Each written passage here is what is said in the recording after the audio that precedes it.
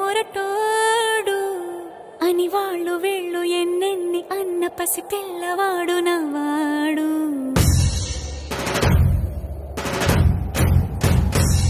విడుముండోడు అని ఊరు వాడ అనుకున్న గాని మహారాజు నాకు నవ్వాడు.